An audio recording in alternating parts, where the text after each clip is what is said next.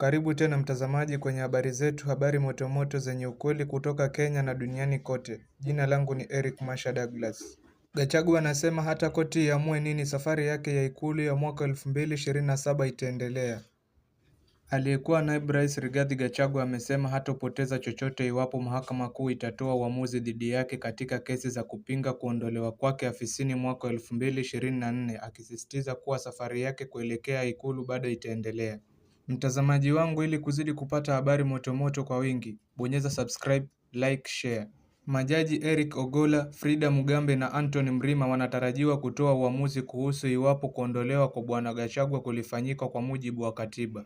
Iwapo mahakama itaamua kuwa aliondolewa afisini kinyume cha taratibu na sheria, hatua hiyo inaweza kubadilisha mwelekeo wa siasa kuelekea uchaguzi mkuu wa Agosti mwaka ujao na kumpa ushawishi mkubwa zaidi kama mwanamikakati au hata mshindani mkuu wa kisiasa. Bwana Gachagua aliondolewa afisini Oktoba mwaka 2024 baada ya kuhudumu kama naibu rais kwa miaka miwili chini ya Rais William Ruto. Hatua hiyo ilisukumwa hasa na wabunge na maseneta kutoka eneo la Mlima Kenya. Alipatikana na hatia katika mashtaka 5 kati ya 11 yaliyowasilishwa na mbunge wa Kibwezi Magharibi Mwingi Mutuse.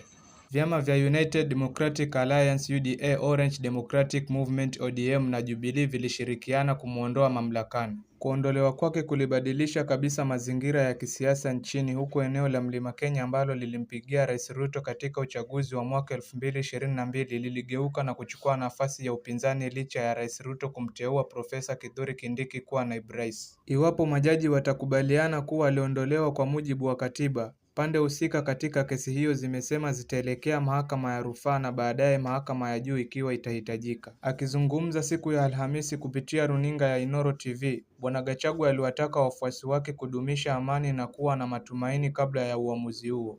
Bwana Gachagua sasa anasubiri majibu kutoka mahakama kuu siku ya Jumatatu ili kuweza kujua kama ataweza kurudi kwenye siasa tena. Mtazamaji wangu, ili kuzidi kupata habari motomoto kwa wingi, bonyeza subscribe, like, share.